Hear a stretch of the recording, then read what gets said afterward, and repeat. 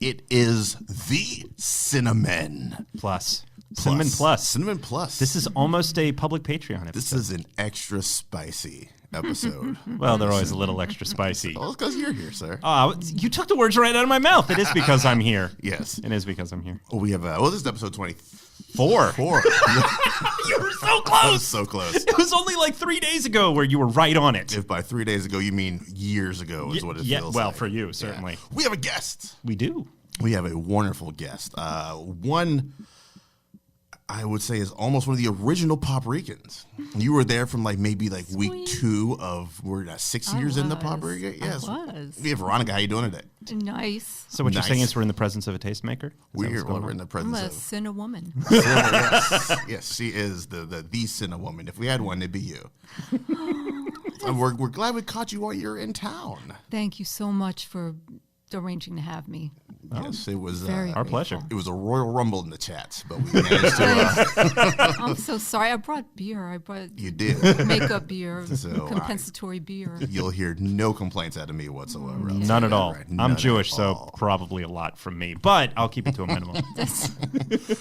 So we're ending the year. This is a rare 3-episode month, sir. Yeah, it's great. Yeah, this is I love great. it. This is what happens when I don't have to teach. Yes. It's great. It's great. This is good times. Fun times had by all. We're going to be doing our... We hope. Yeah, we hope. We're doing our top 10 films of the year. Yeah. Now, if I remember correctly, last year we did top 5. I think so. Yeah. So this is bigger for us. Thank But we've been doing a God. little longer. Technically, if you go with the average, we've been doing one a month for 2 years. This is pretty great. If you go with the average one a month for 2 years, I'll take that. I'll take For that. Don't think about the math too We're much. new. I never try to think about the math. I leave that to Crystal. It was my understanding there'd be no math involved.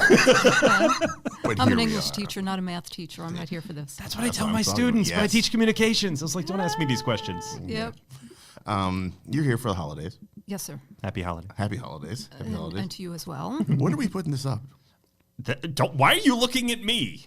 I have no control over that whatsoever. Laura, thank you for your But we have the round robin table dropping in the past, probably. So I hope you watched the most stable at the table. Yes, most stable at the table. I love this name, by the way. Yeah, love this name, most Came stable up at the that table. on the fly one day. It was beautiful. Yeah, Some beautiful We copy have a right movie there. trivia podcast. That's dropping 3 hours of movie Test trivia. your content. mind, Yes. Mike. man. Once again with no sound, special effects. Well, they didn't. Somebody programmed over them. That's true. Yeah. All right. Are you ready to get into this list, sir? I am. No, before we get into this list. Okay. Don't mean to cut you off. Oh, it's fine. This is a movie show. You're aware. Wait, it's what? Yes, that's right. What? What? Yeah, I'm sure no you idea. listen to this show from time to time, once or twice. We So hope familiar. All right, close enough. Yeah, I mean, 1 or 2 then. 1 or 2. What? Let's get your taste in movies. You remember the movie that got you into movies? Was there one particular movie where you were just like, "This, I love this"? Don't say Man of Steel. So, There's a point of contention between the two of us. What is the movie? You can that say got Man you? of Steel. It's us against him. Damn right it is. That's my life. I can dig it. The 2 earliest movies I remember that made me really understand what movies could be were The Graduate Nice. and 2001. Nice. Yes, done and done. Those are both excellent picks. I've seen half of those. One of these days, I will challenge you to see. Oh, no. I just picked up. There was a great special on Amazon for 4K, 2 for $30. So I got 2001 in 4K. I'm going to sit down and watch that. Right. You have a choice between that and Ad Astra. Oh, I loved Ad Astra. Loved it. Yeah. Okay. Well, we know your thoughts on that. The more I sat with Ad Astra, the more I liked it. Yeah, agreed. That's true, and it's not entirely redundant after 2001, but it. I do admire it for going out on a limb and saying, let's be very silent and contemplative, and It's like a third generation 2001. It was like Yes. 2001 and then Interstellar and then Ad Astra. And they were really Yes. trying hard to sell that movie, which I think hurt it a great deal. They were really trying to sell Ad Astra as an action flick. In most of the trailers, they had that moon lunar chase, sequence. yeah. Right. And it's a small sequence. It's a pivotal sequence in sort of whittling away the characters. But yeah, that's not the You movie. knew how I knew at I all. wasn't an action movie is because I noticed that, and they just showed that same one scene over and over again. I in think the we trailer. talked about that. Yeah, and I was like, well, obviously this is probably one of the few action bits in this movie. Well, at least they didn't spoiler the baboon scene. Yeah. Yeah, I would love that baboon scene. Yeah. When is that coming out? It's You- out. you know No, it's out? 17th. 17th. It came out. Ah, shit. Yeah, I'm waiting for a sale on that one. Yeah, that will be. Again, I'm an adjunct. I get paid in a couple days. I'm Yeah, me scooping too. that. Yeah. Thank you. So we're here to talk about our top 10. So good picks of movies that got you in the movies. We're here to talk about our top 10 of 2019. And there were some great movies that came out this year. Whatever So you might many. think of Ad Astra. Oh yeah, no, it would have been an honorable mention had I been allowed to honorably mention. All right, then you know what? And you know what? Sneak it in there. And you know what? I'm going to do it anyway. We had Loose. Oh, I see that face. He's not happy. We had Loose. We had Frozen 2. We had Empathy Inc. The finale for the How to Train Your Dragon series. That movie makes me cry. That movie makes me cry. We had Avengement. We had Braid. We had all kinds of amazing films this year, big and small. I'm glad you're right. saying that because I was going to try to sneak in some, and they are not the same ones as yours at all. Woo! So What you we are- got? We are going to get so many good movies mentioned in here, whether Daryl likes it or not. I got like 3, Yeah. 4 Netflix movies in here, man. They did some great They films put this in year. work this year. Yeah. Yeah. I would be I only because we talked about it and you challenged me to it, and I need to see it anyway. Dolomite better be on that list. All right, then who wants to kick us off with their number 10? Only because I'm more of a gentleman, so I would say ladies first. But if you don't want to go first, Daryl. Mostly because you drinking. That's very logical. I would put it this way. I got my top 5, and when I tried to figure out what the last 5 would be, had some difficulty deciding between the excellent traditional type Hollywood Oscar winners and the people who really just took a chance and went crazy and made something special. Just quick mention of the traditional ones. Late Night, movie made by women, excellent. Hustlers, J-Lo's Yep. career best. The Irishman, nothing need be said. Harriet, I think Cynthia Erivo should get the best actress for that.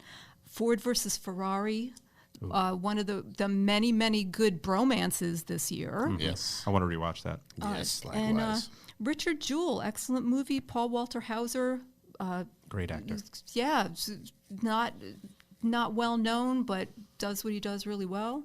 So rather than go with any of those obvious choices, I'm like, let's look at. Daryl is over here like, why did you mention them?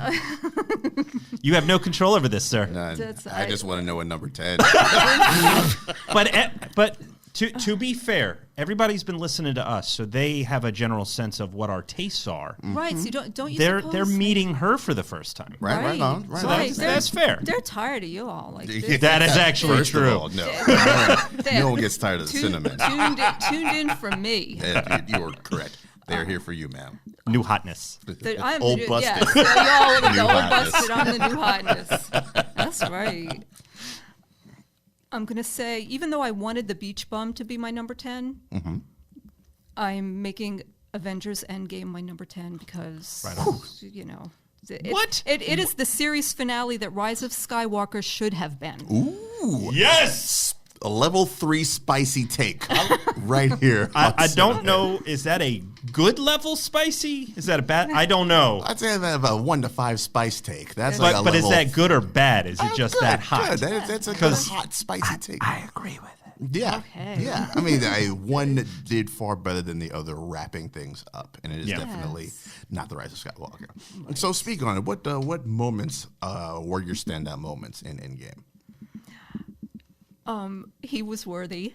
Mm-hmm. That We all knew it. just so I'll let it go with that because otherwise I'd be here all day talking about the good moments.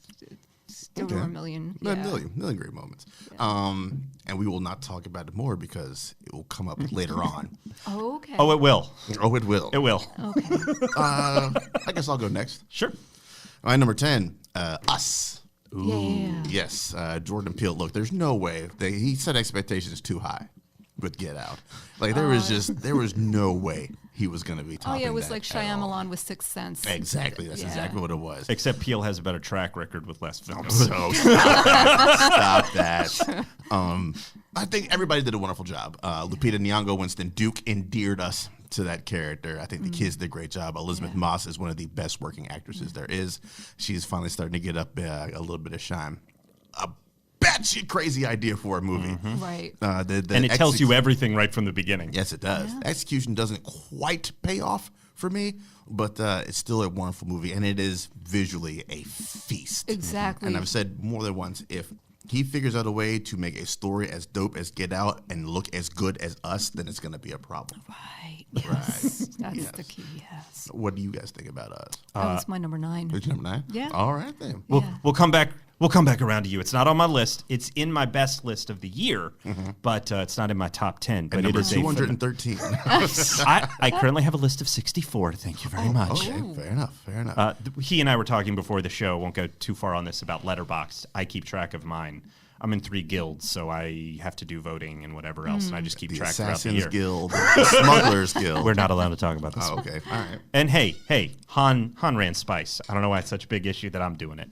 So, anywho, but no, I really enjoyed Us. I actually felt like the arguments that it is too intellectual and not literal enough pulls it back. But I'm going, okay, if you guys have love the fact that Mike Myers, this real dude, can seemingly come back from the dead, walk frickin' slow and still catch up with everybody, and he's supposed to be a metaphor for the horrors of suburbia, we can deal with everything that he throws into Us. Right. Now, I do agree, though, that it has so much going on that it's nowhere near as strong as Get Out. Yeah. Particularly on repeat watches. But for the arguments of it's not scary enough, they need to go back. That doesn't define horror. There is something creeping and disturbing in Us that lingers. Goddamn That isn't performances, just that's people what's jumping creepy. out. Yeah. I finished watching that movie, looked at Crystal. I'm not a big horror person. My wife is. And I went, we could probably show this to Connor because it's not very bloody and it's really funny. And he wouldn't understand why it's scary. All right. He wouldn't at all. Interesting. But he's also 4.5, so I'm not going to Different do that strokes to for him. different 4 folks and a on half. that. I'm not gonna Oh, do for that to heaven's him. sake. Yeah. That's why it's my number 9. Was it an easy concept, well executed? No, but visually stunning. Lupita Nyong'o was just riveting. Yeah. The performances, I'm putting it in the top 10. All right, that makes Agreed. sense. That scene of the kid putting his tether into the fire, that slow-mo is... When I think of the movie, that's the shot I think of. Yeah. And they had that in the trailer, but they didn't. But without that context. Yeah, without context. Very well done trailer as well. Mr. Davison, you're number 10. My number 10 is a foreign film that I absolutely loved from we'll call him a tastemaker as well, a film by the name of Shadow by Zhang Yimou. It's a beautiful film. It is sort of another take on the story of the 3 kingdoms. It is done in black and white. Sold. Which plays very heavily into the yin and yang, the lack of balance that is going on in the country. And some of it is very literal in the fact that one person is training another person on the yin and yang symbol. So it's very literal in that regard, but it has one of the best attack on a town sequences I have seen all year. It is so incredibly memorable. It is so brilliant. And it is slowly paced, which is different from his last film, The Great Wall, which he did with Matt Damon and Patrick Pascal and Willem Dafoe. But his previous one that he's most well known for is Hero, and that is just poetry. Yes. And this is an interesting blend of the two. So if you haven't seen Shadow, I know I've talked about it before, I highly recommend. That is my number 10 this year. You had Excellent. me at Hero. Okay. Yeah, right, exactly. That's a bit, anything I see Yimou on, I'm like, Sold. sign. Yep, I'll sign me buy up. that ticket. Oh, you just reminded me. I forgot to put Parasite on. I know it's Korea is not the same country, but it just reminded me. Parasite, forgot to put that on the list. Parasite okay. just missed out on my list. Oh man. So your number 9 was Us. Correct. Do we want to just go hit our number Yeah, 9s real yeah, quick? go to for say- it. Go for it. Alrighty then. My number 9 is Dolomite. Nope, it is High Flying Bird. Not The surprised. Netflix joint. Yeah, I told you. I keep forgetting that was this year. Told you at the beginning of the year that would make my list at some point, and sure enough, it did. It barely snuck in there at the number 9 joint. A Netflix movie directed by Steven Soderbergh of Ocean's 11 fame. Shot on iPhone X with Andre Holland, Zazie Beetz. What's it? Kyle She's been MacLachlan. in a lot this year. Sorry, Zazie Beetz And doing put in great work. tremendous work Yes, this yes. year. A story about the NBA lockout and an agent hustling to get his newly signed rookie player in the league just because he loves the game so much. He does not want the game to be on a hiatus, to be on the lockout. It's rests solely on the incredibly witty script and the performances of the people saying the words that are put on this page. It's very snappy. It's very quick paced. I think Soderbergh is the only person who could direct a movie like this. And then he's learning more and more tricks of how to shoot on an iPhone X, which gimmicky, yeah, a little bit gimmicky, but it still works. It still works looks very great. Kyle MacLachlan in there, Zachary Quinto popping up for a couple scenes. Old girl from season 1 of The Wire, the cops whose name I can never remember. No idea. Plenty of people just randomly throughout this movie. It is a wonderful movie. Sports isn't your thing, understandable. You can still watch it for great dialogue and performances. Which is High Flying Bird, February. Yeah. Which is when you challenged me to that shortly thereafter, and that's how I came to it. I'm not a sports ball person at all. I played sports, but watch them. Wait, not you really. played sports? I did. I wrestled, and I played soccer. That makes so much sense. I'm sold Sure. because if I like Veep and I hate politics, it sounds like the dialogue will. Oh yeah, it's the oh yeah. dialogue, The performances are phenomenal. Okay. Just let the details of what's happening sort of wash over you if you're not into it. Right. That's why But- I thought I don't understand basketball. I won't get this, but But Yeah. but the performances, the intensity with which they talk about the things, whether you understand the details or not, is for people like us less relevant because we'll feel it. And man, is it smart? Yeah. It is very smart. It is indeed. It is indeed. You're number 9, sir. Not smart, but amazing fun is Promare. I cannot stop talking about this movie. It's true. It is my favorite animated film of this year. G-Kids did a Fathom event back in like September when it first came out. They brought it back in December. I'm so pissed because they did a 4DX here in Charlotte, which if you're not familiar with 4DX, it's where they turn a movie into an amusement park ride. yeah. Yeah. Seats are shaking, stuff is flying around you. You know, they put smells into the air, all kinds of crazy stuff. And I would have loved to have seen that in 4DX. But this film is just, if you're a fan of anime, check this film out. It is only the kind of film that could work in an animated format. It knows very much the history of anime, so it taps into that sort of Gundam style of things. It's also got the humor that you'd expect from, say, a Dragon Ball thing. It's very self-aware of it when it does certain things, and the score is amazing. I was very fortunate that some students decided to show their gratitude for me giving them hell all semester. And so I used a gift card that they were very sweet to have given me to get the $40 import soundtrack I never would have bought on my own. Wow. And I've been burning my iPod with just draining the battery of just play Inferno one more time. So I cannot recommend this movie enough. If you've missed it this year, because they only did a couple of screenings around the country in the U.S., wait for it on home video. Pick that sucker up. Boom. There you have it. There you have it. Love it. Veronica, what is your number 8 spot? I'm having a little problem deciding between Rocket Man and The Lighthouse. So which one are you going with? Come back to me. This is why I say have your list ready when we're hitting It's record look button. at to visually do. I literally have this piece of paper in front of me, and as I'm sitting here, remembering that I forgot Parasite, I realize, like what about Lighthouse though? Okay, well, It's I the will year. get It's back the to year you. of the bromance, It's the year of the A24. baby. Like, Number 8 for me. We will get back to you while you Thank you. ruminate on that. thank you. That's Dolomite. Dolomite is my name, man.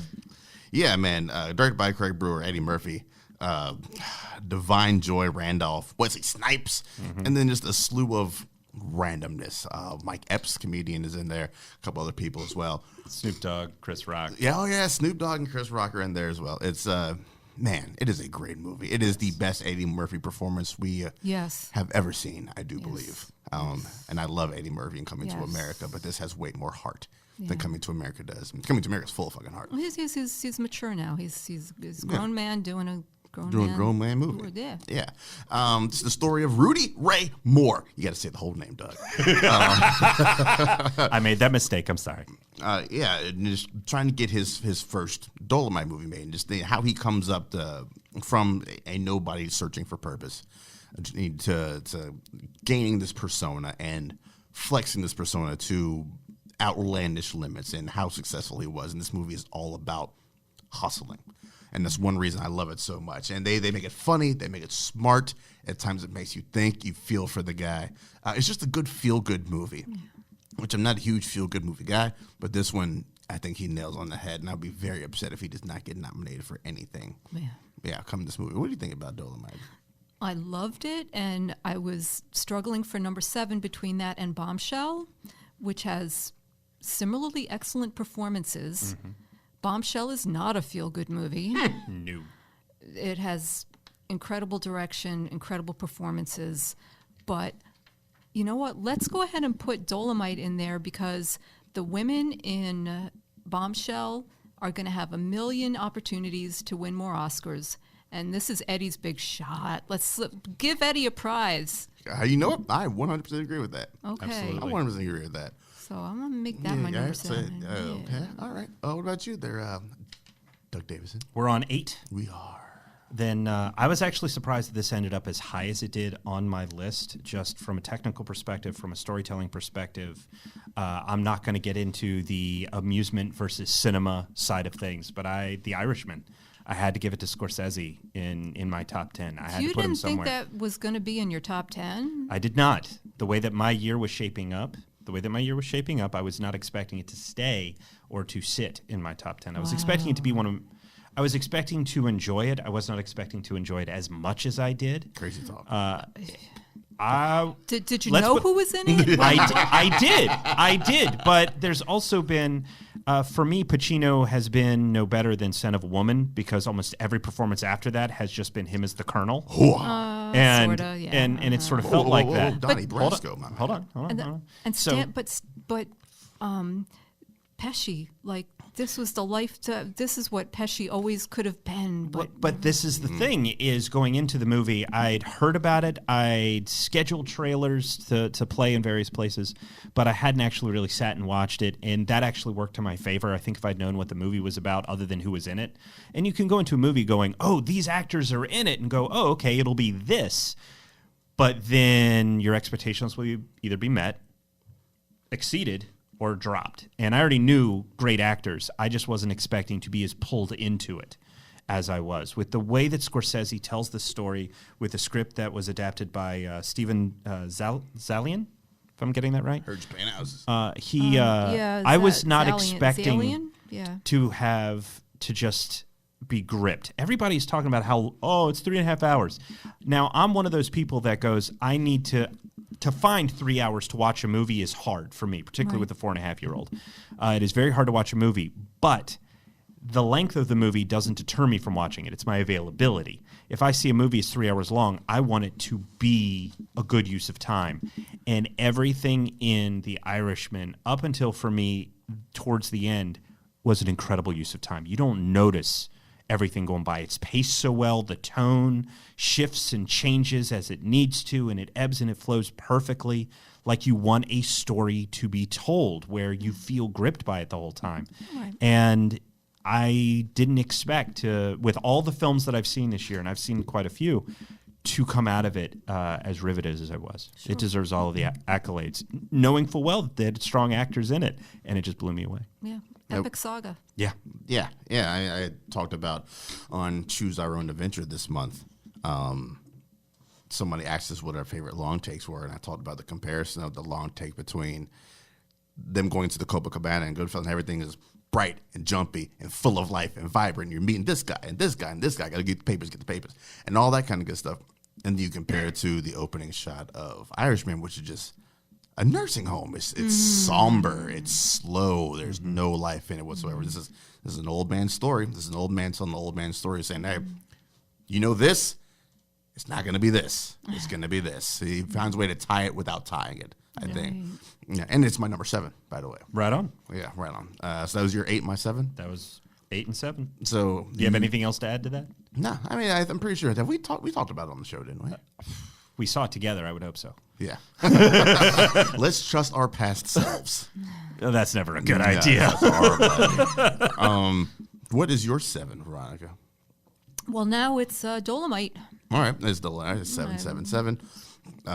6. You want to kick us off with what your 6 is? Once Upon a Time in Hollywood. Ooh. Speaking of movies that were long, that one could have benefited from fewer takes of Brad Pitt driving a car. Yeah. Yeah, I get that that's a key image for the zeitgeist of the movie and the content, everything, but it was like he did 100 takes of it and couldn't decide which one to put, so he's got all of them. He's like, I'm going to string all these bad boys together. Right, so, but nevertheless, beautiful looking, excellent mise en scène, capturing the whole era.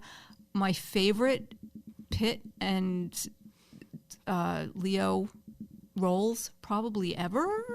Probably. It's level 2 spiciness. Well, you know why? Because they so captured, like Brad Pitt was that epitomal 1970s masculine, and Leo did the whole perfect.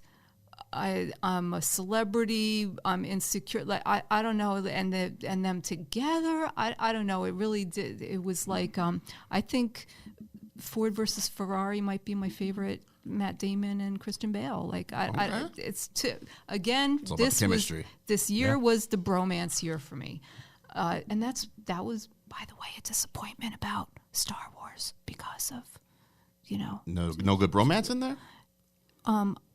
Did we not all ship Poe and Finn? Yeah, so and they were hard? Fighting for no reason most of that movie. Squabbling, yeah. And some people say, "Oh, it's like a married couple," but no, wrong kind of fight for that. Yeah. So, but without starting, I don't want to open that can of worms. All I want to say, Once Upon a Time in Hollywood, everybody in it did a great job. It looked beautiful. It captured the era.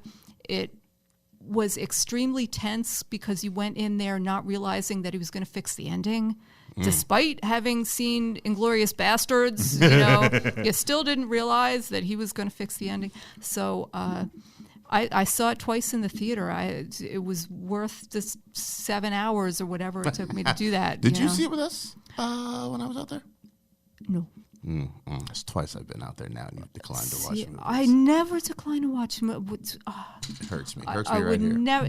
Dude, she brought you beer. She brought you beer. I must have been in the hospital. I must have been dead because I would never decline a movie with Mr. Paprika. Yeah, that's what we all watched when I was out there in August. I am realizing. Yeah, I was there. Were you there? Yeah. Oh, okay then. I wasn't there. I wasn't there either. If it helps. I'm elderly. Come on, I forget things. Yeah, I you forget. can play that card. Yeah. I suffer from CRS too, so it's totally fine. You know CRS, right, Daryl? No. Can't remember shit. Yeah, that's see. I get that from my dad. Yes, I have a disorder, and it's CRS. Mine is very convenient when it needs to be. That's a very good. That was your number 7, right? Yeah, 6. 6. All right, very good call for your number 6. You Look had. at us, see, we're sailing along. We're on number 6 already. See, it's going. Your number 7 was my number 8, and so you jumped to 6 real quick because we did talk about it recently. Knives Out is my number 7. So now we can get on 6 because we talked about Rian Johnson recently with Knives Out and how much I loved it. So just trust me, it's amazing, and you guys should watch it. We're going to talk about it more here in a second. Yeah. Sweet. My number 6 is Paddleton. Ooh. What?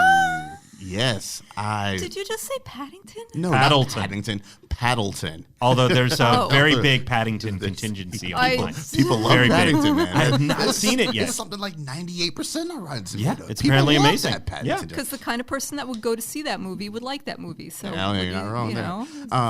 Paddleton is a Netflix movie with Mark Duplass and Ray Romano. Well, I like those actors. There you go. Very It's good. Mark Duplass and Ray Romano are very fast friends, and the movie starts out with Mark Duplass finding out he has a terminal illness, and it is the gist of the movie is kind of how he is coming to terms of it, how Ray Romano, as his pretty much soul friend, how he's coming to terms with he's about to lose his number one friend. And it's just, you talk about the year of the bromance. This is the movie that defines bromance for me. It's a dramedy. Would you call it a dramedy? Yeah. Yeah, it's a dramedy. I do not know how I missed that. It is streaming on amazing. Netflix. Streaming All on right, Netflix. I'll go home and take a look then. It is an amazing movie. I loved it way more than I thought I was going to.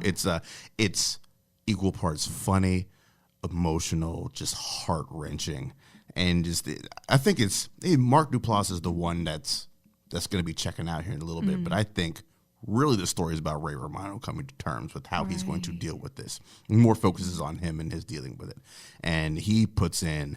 I mean, between this and The Irishman, I think this is by far. I mean, then again, he doesn't have a whole lot of screen time in The Irishman, but this is he makes an impression. Yes. He makes an impression in The Irishman. Oh yeah, like on The Big Sick. He wasn't in there that much, but he was a post. The comedic actors, man, they do some good that drama. house, yeah. It's because they understand timing. They do. Go ahead and check out Paddleton. You and all you out there listening. I challenged you for you. You did. Yeah. Do recommend. There you go. That's my number 6. And your 6, sir? Did we already get to that? We did not get to my 6, so to get us all caught up is the Peanut Butter Falcon. Ooh. I have spoken about this movie and my love for it. You were recently challenged to it, and you came to my way of thinking, which is that it is a sweet, lovely, wonderful movie. Zach?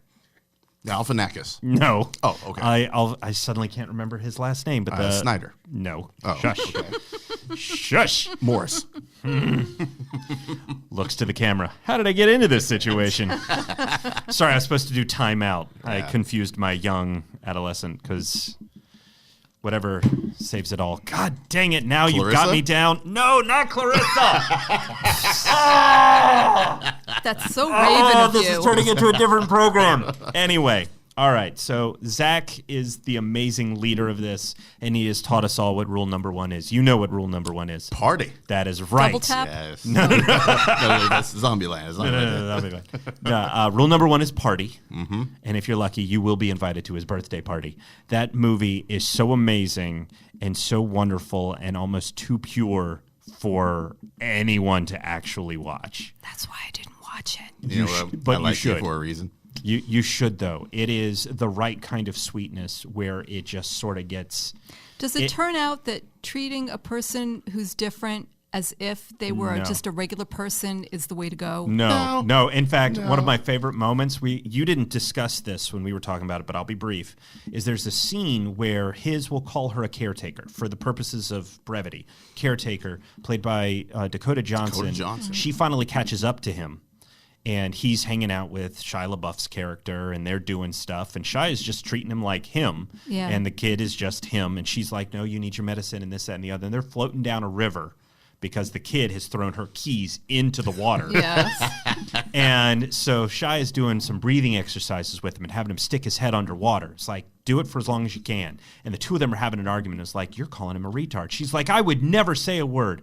The language you're using is the same as calling him that. And she is taken aback and she gets ticked off. He sits up in the water and he's like, how long was that? And she goes, not long enough. Do it again. And the two of them are having this wonderful argument because it's not that he is a person with disability and therefore should be treated with it. She's actually treating him as if he has one instead of as a person. And the movie isn't about that, but it is just about him. Yeah. And it's been described as sort of a Mark Twain type of film, which it is. And it is wonderful, and I can't recommend it enough. I didn't like that I liked it so much.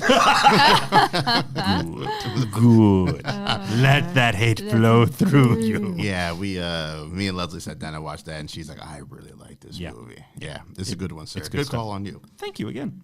All right, how number many 5. of these movies so far have been just challenges that you've given me? Well, I haven't challenged you to Shadow, Promare. I challenged you to go with me to The Irishman. You accepted that one pretty quickly. Day off of work for that one. I know. Thank you again. So, number 5. Does your boss listen to this? No, my boss is an Italian New Yorker. He's like, you want a day off for what? Yeah, go watch it. So there was no problems on that one. That was literally the message I got from Daryl. I was like, okay, this won't be a problem. He's like, I just need to check it out. And he started giving me shit. What do you want a day off to go to a movie? I'm going to go see The Irishman. Go for it. Go. Just have fun. Go, yeah. Nice. Have fun. He understands. See how we are? Yeah. So we're on what, 5? We are on 5. Ma'am. You now have a defined list, I do believe. Okay. Oh. Apparently she does not. Oh. Well, there are six Well, she things forgot on my about list Parasite. of 5. I'm done. Don't You- this whole list. See, Daryl, this- come back. Come Order. back. This- Daryl, Daryl. But you knew this about me when you invited me. It's true. You knew how I We knew do the job this. was dangerous when we took it. That's right. You knew it was Hey, a snake nobody when you picked said it one up. last mission, so we're okay. Oh, stop. Yeah. All right. So what is Hey, your if Ving number? Rhames can make it to 7 Mission Impossible movies, you're going to be fine. That's just true. Okay, so you know what? As my number 5, I will put Book Smart. Okay. Yes. Okay. Good call. Okay. That was on my list of things to watch yesterday in preparation for this. Then my entire day went pear-shaped. Oh, no. And that did not happen. I'm so sorry Yeah, because I- you need to see it. I had a good time film. for one movie. Yeah, and it was Midsummer. Okay. You've been forgiven. Yes, absolution. Yes. Yeah. All right. Then, Yes, so let's talk about this book, Smart Man. Boy, howdy. Like, it was the. That's on the back of the DVD. Boy, howdy. There were 2 movies this year that were remakes of Superbad, and one was The Good Boys, and that was a good remake of Superbad, but this surpassed that. Okay. This was the performance was the writing, I just want to go live with those people and just live with them in their world and be with them because it was awesome. It's Olivia Wilde's joint, right? Yeah, Yes. her first feature. Okay. Yes, so somehow she directed this, and she was also in Richard the Jewell. Richard Jewell. So is she? she's busy. Much respect for this movie. Everybody should see this. You might think it's not for you, but we'll go anyway, and you'll see. Unfortunately, Crystal didn't enjoy it as much as I expected her to, but then again, given Who's- her taste in movies, Crystal's your wife. my wife, Yeah. she did not. I, on the other hand, loved this movie. Good. Okay. Absolutely loved this movie. I put up, I think, Billy Lord for supporting actress in one place, and Right on. either right on. Caitlin or Beanie, I forget which, for another category. Billy Lord is a national treasure now. Definitely. damn But, right like, she is. if all you know her from is American Horror Story, you need to see her in this movie. In 3 lines in each of the new Star Wars movies. Yeah, right, yeah. Hey, they're coming, and then you don't see her again for the rest of the movie. I know she was in there because she was Carrie Fisher's daughter. Like, Yeah. it was just like, oh, let's put her in there for Anyway, She didn't audition for that role. Doesn't matter. Hell no. Right. Booksmart, by the way, is number 11 for me for the year. Oh, so just barely Oh, missed I out just on the missed list. it. Just barely. Yeah. Loved that movie. So good on a chagrin, but rewatch. Midsummer would be my number 11 or 12 somewhere. Just barely missed it. okay. I Hustlers love you was my number anyway. 11 or 12 too. Was it because of that line when Jennifer Lopez sits in front of Usher and goes, "What's your name"? Is that why? It Makes no fucking sense. was amazing. He's in there as Usher. Everybody Right. knows Usher. Right. But that was the point. That was the point. Is See how that she- hey, right, hey, good looking, who are you? Exactly. I mean, that's See the whole how idea. she is. See how she is. That's, That's how her she She's does. playing it cool. Yeah. All right. Plus, it was also Jennifer Lopez saying it to Usher. Right? The Could two you that die? were It the was most like- names at It that was time. like meta. It was meta on the meta. It was Like, beautiful. It It was was beautiful. delicious. Yeah, Delicious even. All right then. That was 5, right? that was that. Yeah, 5. My number 5 is a 1917. Yes. When does that hit? I think it hits theaters limited Christmas. Limited at Christmas, and then I think January 10th wide. I think. Did you say January 10th? Ooh. What? I'm just saying. Ooh. What is January 10th? January. Daryl drew the short straw and is going with me, the poor bastard, to the Critics' Choice Awards. I'm going for the very first time. I am a new inductee to the Critics' Choice Association. Yeah, I'm still kind of shocked about it myself. But I paid my dues, so no take backsies. But and I mean literally, like there are dues. I paid them. Yes. But Can I buy my way in then? Is that a thing? No. Oh, no, you okay. can't. But Daryl has agreed to be my guest to go with me. My wife, unfortunately, cannot, and because of our son. And Daryl and I are trying to figure out.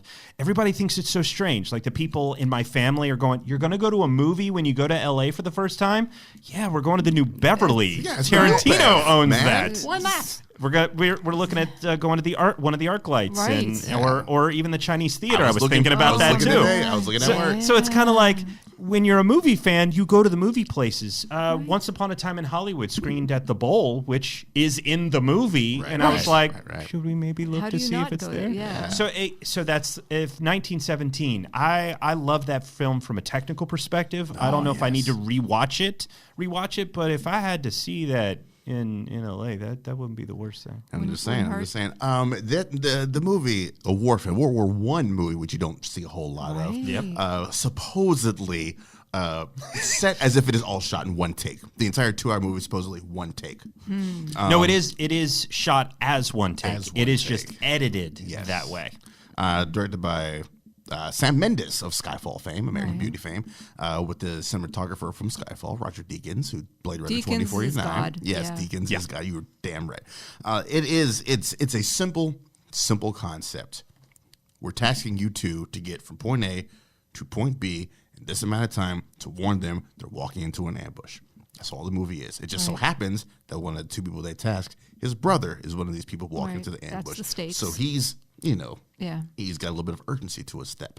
And it's walking in and out of, and it's on foot, walking in and out of enemy lines. It is a relatively short distance he's got to go comparatively. I mean, when you're walking, for the hours and for the tension and the fact that the bullets are whizzing around you, it makes those scant few miles seem like you're going from New York to LA. And it is a great masterclass in tension and how you reveal things where the camera forces your eye to go. It is a good performances. A couple of, I know you got taken out because of some of the guest stars faces that pop up and the famous people. Just like, oh, he's in this movie? That's interesting. But yeah, I think 1917 is a technical masterpiece. Yes. I think the most technical movie of the year. And I hope Deakins gets his second Oscar, although I think Joker's going to give him a run for his money. It's very worthwhile. Check that out when it hits theaters, 1917. I didn't because it's a war movie, but now that you said, I mean, I love technical stuff. Oh, no, this is, from a technical perspective, the way that the camera moves around them. Watch the recent trailer in particular. Watch the recent trailer for it. It'll give you a great vibe for how this thing is, because the camera will, for example, when they get their orders and they're moving through the trench, the camera's in front of them. So they're moving towards you with incredible urgency. So you don't see who they're bumping into until one of them almost gets into a fight with somebody else. And so the camera will then go behind them so that as they're going through something in the dark with only the light one of them's holding in front of you, you don't even see what they see until after they see it. So this is what he's talking about. It's wonderful. It sounds like that's part of the storytelling. Very much. Framing of the very scene. much. The That framing sounds is huge. A couple of nice little surprises in there, and like I said, they got some great bits of tension in there. Sam Mendes knows how to do his tension well. Oh, yeah. Bombshell had really good tension. That was part of what put it on there. So it's the lighthouse, interesting framing and tracking choices. That's still on my list. Oh, you haven't seen it? Oh man, A24. These dudes. Like, how weird can we go? Let's do it. I have 14 more movies to watch before the night. Oh, good luck, sir. Thank you. Hurry up. Yeah. Hurry up. Yeah. That was my number 5. We've gotten your number 5. Your number 5. Rocket Man. Oh, okay. I have a thing on my iPod for what I call new music, and it's songs that are from... Is it music that's new? I keep it on there for a year, from 1 year from when I put it on my iPod, and I have had Rocket Man just in there somehow, along with a 3-disc Elton John my wife and I picked up the same night when we left the theater. Listening on the way in here to Tiny Dancer, to Rocket Man, the new arrangements that they created for these songs are beautiful and unique. I love that it is an actual film that is true to as much to the music as it is to the individual, in that it doesn't sugarcoat anything. Yes. And that the songs aren't meant to be, here is the historical, here's when we created them, here's when we released this, released that, in so much as the songs are used to help tell the story. So they're not released in chronological order, and this is where Bohemian Rhapsody pissed me off by recreating history and telling a very different version of what actually happens just to create drama. This film used the drama of Elton John's life to use the songs to convey that. And Lee Hall, who did Billy Elliot, he does an amazing job with the story here. And Dexter Fletcher, who was brought in on Bohemian Rhapsody, actually deserves the accolades here for this one. And it pisses me off to no end that Taron Egerton is not in any discussion for Best Actor. I love Rami Malek. I think he's a great actor. He did a great job conveying Freddie Mercury. Taron is Elton. Right. And in a year of phenomenal lead actor performances, it is a shame he's getting shut out of that. I feel like that for me, that's the same with Lupita and Us. Yeah. Yeah. Although she did get in there in a few groups, and won in a few smaller critics groups. I'll take it. Right on. It's like they can you say shot their wad? It's like they shot their wad on Yes. Rami Malek, and now Taron gets nothing. Well, it's because everybody goes, oh, we've already seen Bohemian Rhapsody. We don't need another. So I totally get that. And the timing is horrible because, yes, they shot their wad of Bohemian Rhapsody. We have a good movie. Right. And the worst thing is I saw Bohemian with my father-in-law who loves Queen like I do, though he's actually seen Queen live. And he goes, this is an amazing movie. And he watched part of Rocket Man and was like, I don't like musicals. So it's just such a great movie. But anyway, number 4. We're at the 4s now. Doctor. Oh man. Doctor. Okay, so do you want to hear what I have left? I've got Yes, starting with number 4. You know what? All right. So you know what? Channeling my inner Daryl. I'm going to put Joker, Joker as my number 4. Okay. Joaquin needs that Best Actor Oscar, and the cinematography and the everything. So yes, number 4, Joker. I'm sure you all have a lot of beautiful things to say about it. I will step aside, and no, you don't. Technically No. a good movie. I do not enjoy that film. Nope. I do not. Me either. Tell me why. What do you not enjoy? I can tell you that the score is amazing. I've been listening to it every opportunity that I've had. It's great to listen to. Definitely. The direction is strong. Absolutely. The performance is amazing. Yes. It has no point. It literally has no point. It has no point. I have no issue with it being honestly, and I said this before, I'm on record as saying it, even in my review, I've said it here, is that it is possibly the best iteration of the Joker origin story in that it is completely and totally bullshit. And Todd Phillips is now on record because of the behind-the-scenes features. It popped up in an article I read today that, he's making up the story in Arkham. He's in Arkham the entire time. Which was interesting aspect of this movie is that this person was the Joker. I agree with that. What's this? Yeah, my theory, and I said this to you when we were leaving the theater, was that he is telling the story to someone the whole time. We get that flash at the beginning of the movie of him in Arkham that, according to Todd Phillips in the commentary, that Joker, Arthur, is telling the story to his person in Arkham, and that this potentially never happened. And so my thing is not that it should happen and therefore have meaning, but what was the point of the movie if it is all bullshit, particularly because there's all this political stuff going on in the film, except Arthur himself is not political. And he's not a mastermind, and he's not creating any of these things. Most of this stuff is happening around him, and he's just glad somebody's looking at him, which is not a good message, particularly when dealing with someone with mental illness. Whereas you go to, as we were talking about before with the Peanut Butter Falcon, Zach, who plays the character Zach, is a person with disabilities, but he's just Zach. And he's not looking to be pitied or anything else. He just wants to be a wrestler. Whereas that is here, the image of mentally ill people that you're comfortable with, and I get that. But it's not about comfort for me. So here's a guy who's telling his own story, and he's confused about what is real, what actually happened, what the actual context and environment around him was. What was did he read people correctly? Did he misread them? How did he interpret the situations? It was such a beautiful, sympathetic, but unflinching look at the de-evolution of someone disintegrating mentally. People in the healthcare fields are loving it because they're like, yes, this is what happens, you guys. It's not like, oh, he's crazy. It's like a thing that gradually eats away at you and you don't even know it. I agree with all of that completely. My problem is that most of the people that have been championing this film are the same people that think Fight Club isn't satire. That's been the bigger problem. I mean, you can't fault the movie for the people that change. I'm aware. Yes. I'm aware of that, but we also, when we critique art, we look at what its impact is. True. So that's my problem with the film. I want to like the film. I don't. See, it's It's a bullshit film. Okay. It sounds like you've been exposed to fanboys who looked at it one way, and I've been exposed to mental health professionals who looked at it another way, and it's all like... Oh, no, I've seen those same things. I actually have friends in mental health. Sure. And some that are professionals and some that are patients. Yeah. So I'm with you on that. It's just... How about just visually and the Technically, it's cinematography? great. Yeah, I think it should be nominated for Best Director, Best Actor, Joaquin, Best yeah. Cinematographer, just not Best Movie. I agree. Oh, okay. You know what? I agree with that. Yeah, I agree. With that. 'Cause it's not a Yeah, great story. Joaquin Phoenix. Let me think about the cinematography. I don't know. I got to think about that. But definitely Joaquin Phoenix. I would give him the best. But let's just move on. We're on 4s, right?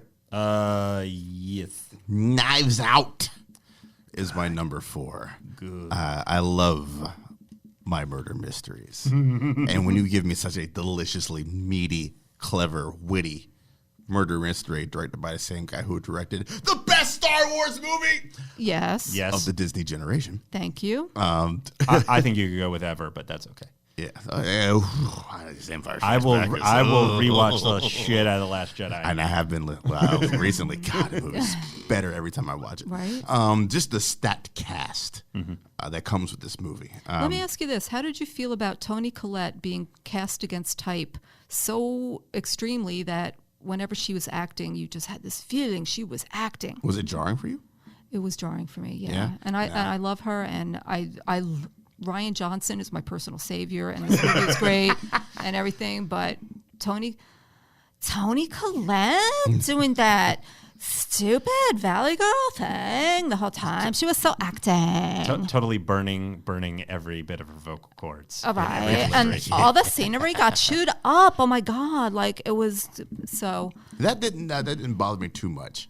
And also Chris Evans, they somehow made Chris Evans look unhandsome. Oh, I think you're the first person I've heard say that. I would There's a disagree with Twitter that account statement. for Chris Evans sweater. People love him so much. Yeah. Well, there's people who like, you know what? Okay. I think they cast Chris Evans because America trusts Captain America. That's true. Oh, Yeah. right. Just they like bait and put, switched us. Right. Yeah. When they did Well, that I mean, with he's Matt also a Damon, great and actor, you, but yeah. you would never think Matt Damon was going to turn on you. and In he did, and then- Interstellar. It's yeah. like Mr. Man. Exactly. Mr. Man Who in was that that movie in, with the Earth being destroyed. It's Mr. like Man Henry wasn't going to be a Fonda bad in guy. Once Upon a Time in the West. No one expected him to Nice. be a bad guy. It's sometimes Excellent you just cleverly point. cast. Excellent point. No, it was very well written. Yeah. It was so beautifully written, and I liked a lot about it. But when it comes to Murder in a Mansion, I actually enjoyed Ready or Not more. Good movie from this year, too. It hovered around 9 or 10 for a while, and then it had to drop off the list. I'm a big fan more of Samara Weaving's performance than I am anything else in that film, because I think she's utterly goofy at the beginning, and then just descends into madness from there. Oh, she's Number amazing. 37 for me. Number 37, Like Ready or just Not? out of your 64. I Okay. I definitely will be picking that up sometime soon on Blu-ray, because it's such a fun rewatch. Oh, yeah. It really was. I showed that to Crystal. Yeah. And I was like, it's still great. Still great. I still quote In-Laws. Great What way to end that happened? movie. In-Laws. Did we talk about Knives Out recently on? Yes, we did. Okay, then. Yes, so we no did. need to beat the dead horse about it again, unless you want to say something about it. I love it. I I just found out that they are selling merch for it. So they've got an Eat Shirts shit. They've also Eat Shit Shit shirt. shirts. There we They've go. also got Eat Shit, definitely Eat Shit shirt. But the one thing I'm thinking about picking up for myself, depending on how things go with the holidays, they've got the mug. My coffee, my house, my rules. Oh, the one she's drinking at the very end. that he's Right. drinking at the beginning, or and that then, he's and going then to. she inherits as the new Absolutely, boss. I think, want that. I think I want that mug. Yes. Nice. I think I Yes. want that mug. Your number 4, Mr. My number 4 is a film I've spoken of in a great deal since the first quarter of this year, and a film that you just recently watched. Yeah. Midsommar? No. No, he didn't see No, that. no. The Man Who Killed Hitler and Then the Bigfoot. I can't get enough of this movie. I honestly can't. It is a beautiful film, and I think mostly because, as I've discussed, they set you up with a grindhouse. They set you up for a grindhouse film, and instead it is an absolute character study of a hero trying to come to terms with his life. Where the film opens with Sam Elliott listening to The Bee Gees. no. Oh, okay. Why can't I think of it all of a sudden? But a wonderful rock song, sitting in a bar, and he starts having a flashback to when he was fighting in World War II, not beginning his mission, but about to succeed in his mission to kill Hitler. And the thing is to everybody else, it's, oh, you did this amazing thing. Yeah, but he doesn't see himself as a hero. He was a soldier doing a job. And the way that you learn about how he views his life and how he goes about his life, this day-to-day thing, you're expecting it to be this grand epic, and it's much, much smaller. It's character piece. Yeah, it Yeah, is. definitely it is a character wonderful. piece. Yeah, I mean, despite the bombastic title, The Man Who Killed Hitler and then the Bigfoot. Right, I thought it was going to be like a sort of comic grindhouse, like you Oh, said. Yeah, it's not. Not at all. It is a wonderful Frivolous. Sam Elliott led movie that he puts all of his talents on display. Wow. It is one of my top leading male performances Gee, from this sorry year. I slipped Agreed. on that. Okay. I highly recommend it. Now, keep in mind, it is a slow film. It is a slow film. So for a lot of people, that was their big gripe, but I do recommend. Hey, Doug, remember when we were talking earlier and I said, hey, I don't want us to have like 3 minutes left? Yeah, we did it! And then we have all these movies to discuss? No. We're good. We're good. We're fine. We got 8 minutes. We got the room till 6. We're fine. We All got right. 8 minutes. So you're number 3, ma'am. Queen and Slim. Okay, Queen Nice. and Slim. Very nice, very nice. So Queen and Slim, when I first made this list, it was 9, 10, 9, 8, 9, 10, and then fell off. It can't be in multiple slots, dude. Yeah, This isn't as bingo. More movies came in, I just moved up, down, up, down, up, down, and then it just fell off altogether. Number 23. 23. Huh? Okay. All right. It's Speak on beautiful and important, and the performances are beautiful. I wish I could somehow give Daniel Kaluuya an Oscar in addition to Joaquin Phoenix, and it's up there. It's up there. Yeah. Yeah, I think it is an incredible, amazing film. Wonderfully shot, wonderfully acted. And I don't agree with all the directing choices. I don't agree, but still. Were you complaining about the sex scene? It was a little more than I needed to see. Like, I get that it was juxtaposed. Again, there was this beautiful, loving interaction juxtaposed with this sort violence. of negative hatred interaction. But I didn't need to see all that thrusting for 9 minutes or however long it was. It says, but that's a minor quibble. Like you were that picking thrust is that how you out got of the. here.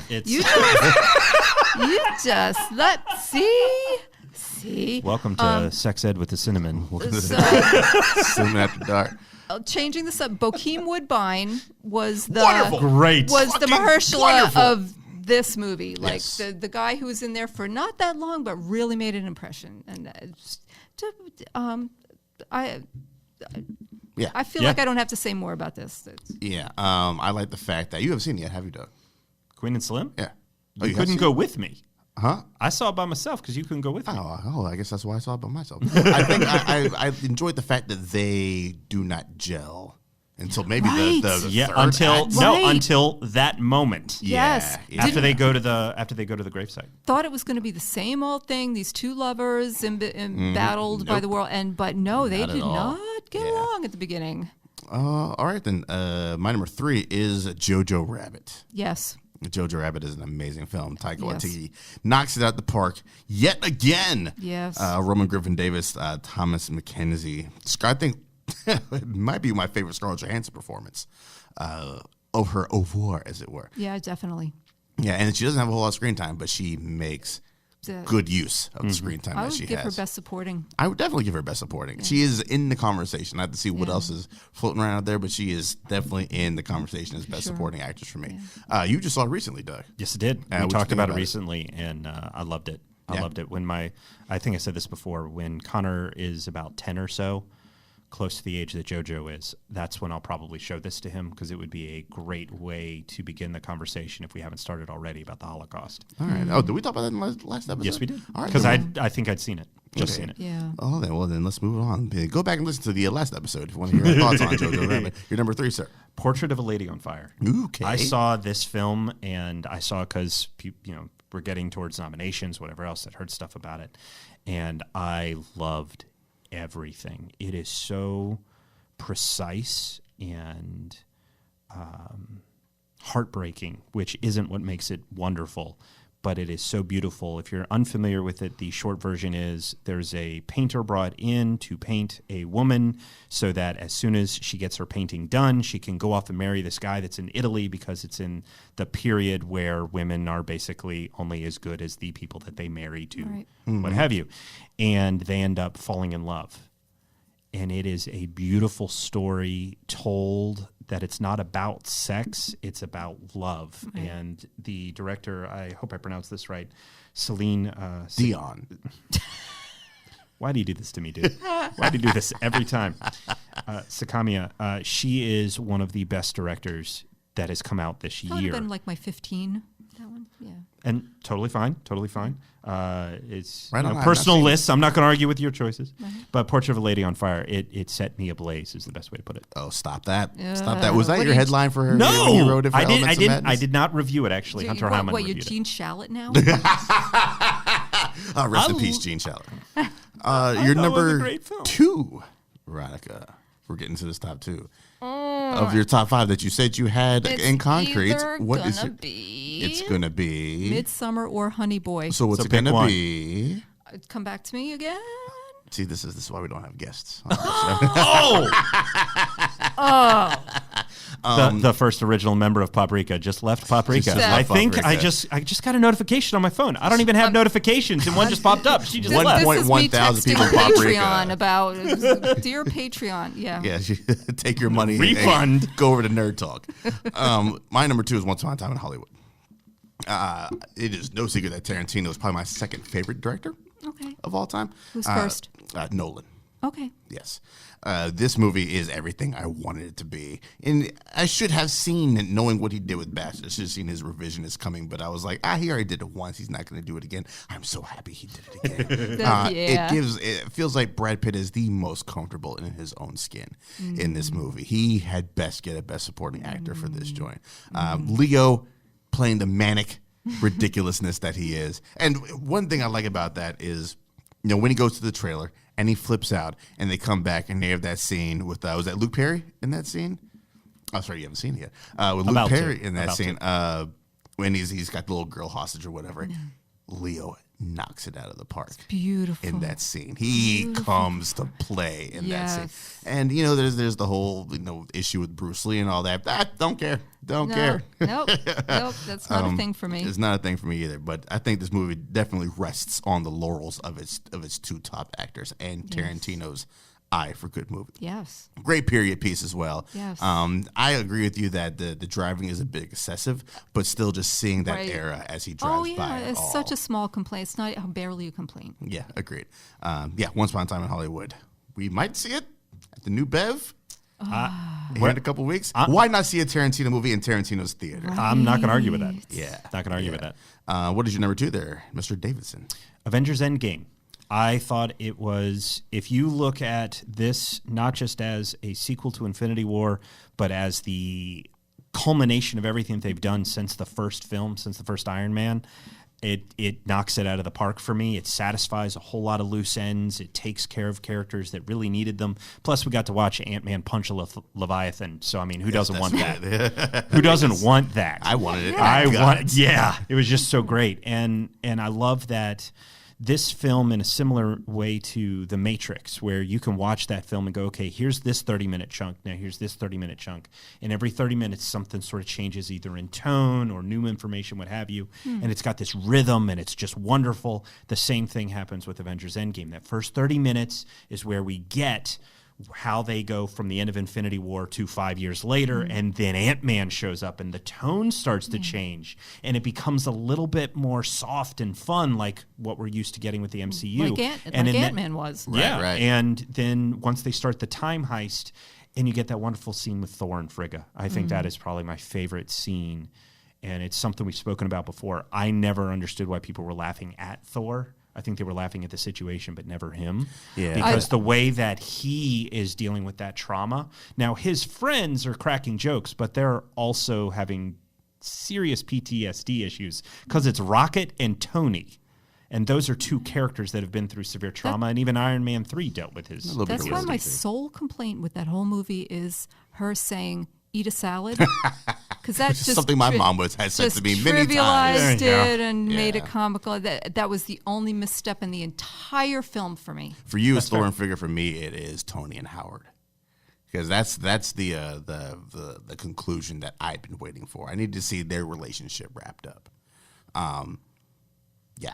Although we got that with Tony and Morgan, but I totally get it. Tony and Totally who? get it. Morgan, his daughter? Howard's granddaughter? No, I need to see Tony and Howard. That's fair. Yeah, definitely. And it's my number one. Okay. Yeah, it's my number one. Endgame. And what is your number Well, one? do we need a number two? The number two out of you. Yeah. We're back to you now. You guys, the thing is, like, nobody has even mentioned Honey Boy, and I get it, haha, Shia LaBeouf, blah, blah, blah, and everybody thought it would be gimmicky and self-indulgent and heavy-handed, but no, it was full of beauty and subtlety and excellent performances. The kid in it was the son in Ford versus Ferrari. Noah Jupe. Noah Jupe. Wonderful actor. The performances were beautiful. I don't know how he pulled off something this difficult, talking about himself and his own story in a way that was just so well handled. I think only Jojo Rabbit did a better job of taking something very difficult to do and doing it excellently. Right. So I might, but Midsummer though. Well, it's not like you don't have a number one spot. You do have a number one spot. In fact, this is In great fact, fun. this Number is your one. number one spots. What do you got for number one of 2019? Gee, I guess Midsummer. Okay, so confident in your number one movie of 2019. It's amazing. It's either that or Honey Boy, but You put Honey Boy at number two, so Midsummer has to be number I one. guess so, but all It is right. etched forever now. You must make a sacrifice on this, the holiest of holy shows. On this, the eve of some people's holy holiday. Yes. You must make a decision. So you're going with Midsummer as your number one, huh? No. I'm putting Honey Boy.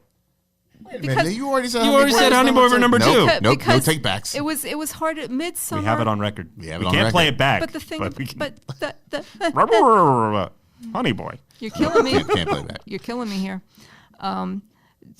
Can we just say Florence Pugh is the woman of the year with Yes. okay, she was first saw her in Lady Macbeth.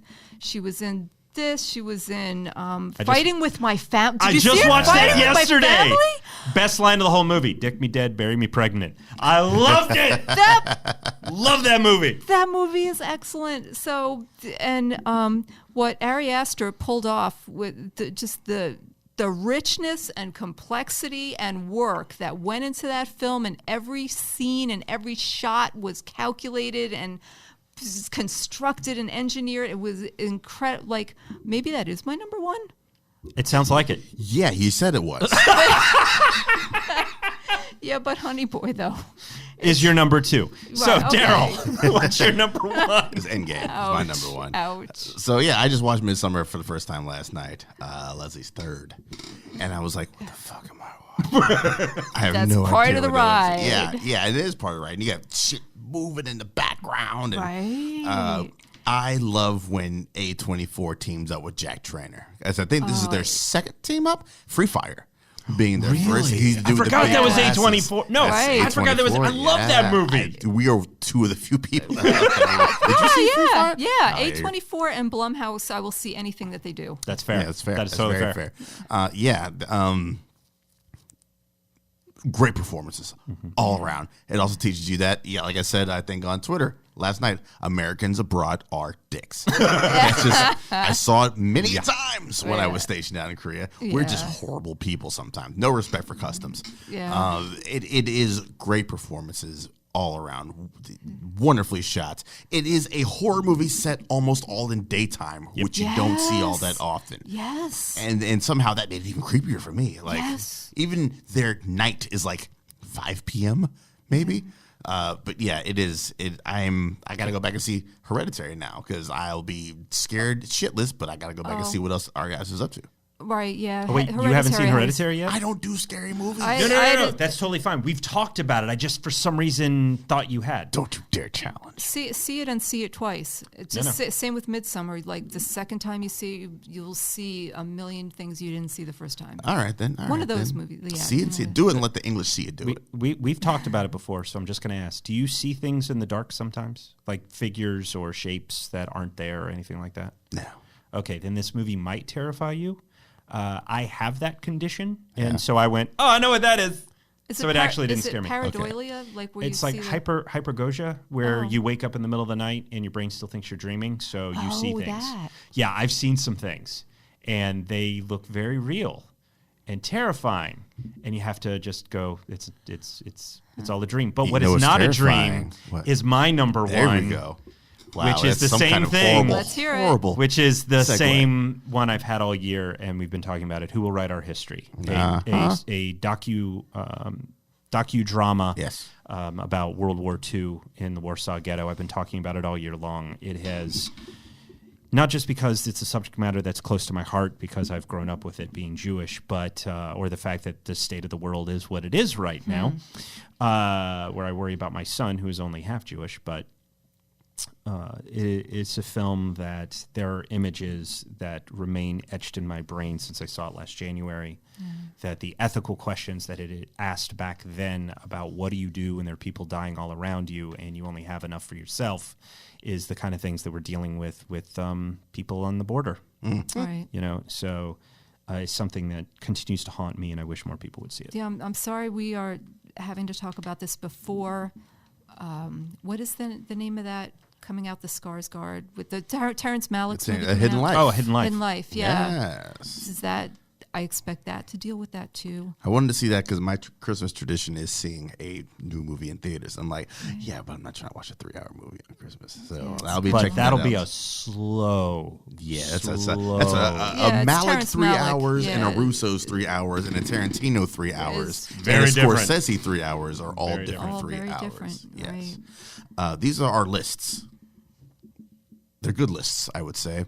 We've given you all sorts of movies, more than I assume, a good bit of variety for you to check out throughout 2020. If you're looking for something, if the 2020 movies aren't doing it for you, go back and check out some of the lists that we just did here today. I think we put in some good work today, Doug.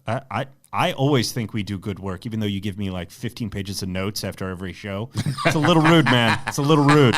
Sorry I breathe when I talk, but yeah, and as I always say, you can't see everything. It is impossible. There's things that you all mentioned on your list that are literally sitting in my house, and I still haven't had the opportunity to see.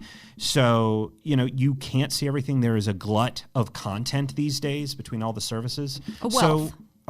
Certainly a wealth, yes. an embarrassment, of riches. Absolutely. Yes. I'm not embarrassed. I'm loving it. But if there's anything that we've mentioned, I have to second what you said, Daryl. If there's anything that we've mentioned that we've talked about, whether it's this show or all year long, definitely recommend. You're not going to feel like you wasted your time. Doctor. This is among the most fun I have ever had. Among the most fun. We hit Doug, 10, maybe 11, possibly 8. It depends on if she remembers Parasite. Yeah, it depends. Right. Wait, we're number 7, 8, 9 of her favorites. 18, 15, could be 13. Could be 13. Teach English. We are grateful to be on the list. Thank you so much. We are grateful that you came in. Thank you for coming. So I can't thank you enough. Yes. And we are grateful to everyone out there listening. I mean, we might as well wrap it up. This is 2019. This is 2019. It's a great year for movies. Wow. It is. Yeah. And Yes, here's it to was. another. We have Tenet coming out. Oh, my goodness. Yeah. I'm calling it out. So now play this. 3. Now just in honor of Tenet, just play the podcast backwards from here all the way and then listen to it again. Yeah. I think that's going to do it. You guys have yourself a great New Year's whenever we decide I don't know up. why you said that as a question. Everybody have a wonderful New Year. Whatever this year did to you, kick the ass in the next one. I was questioning because I don't know when it's going to go up. Was why I was questioning. It might be up in early January. I don't know. See now you're questioning. No. We're doing a special show at the beginning of January. Let's end strong in 2019. You know what? There we go. Thank you. Beautiful. Thank you so much. I think that'll do it. You guys take it easy and have a great 2020. Later.